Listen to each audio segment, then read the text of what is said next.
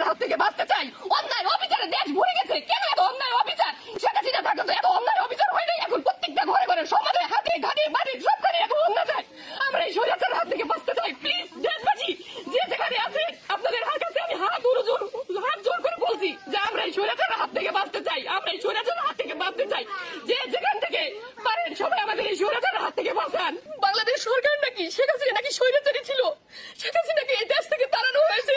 তার থেকে বেশি স্বৈরাচার এই দেশে জন্ম হয়েছে। এখন ঘরে ঘরে স্বৈরাচারের জন্ম হয়েছে। আমরা এই স্বৈরাচার মুক্ত দেশ চাই। আমরা দেশবাসীর কাছে বিচার চাই। আমরা দেশের মানুষের কাছে বিচার চাই। আমরা এলাকাবাসীর কাছে আমরা বিচার চাই। কেন এত অন্যায়? কেন এত অবিচার? দেশে কি মানুষ থাকতে পারবে না? সাধারণ মানুষ কি দেশে থাকতে পারবে না? সাধারণ মানুষের কি কোনো স্বাধীনতা নেই? তারা কি স্বাধীনভাবে বাঁচতে পারে না?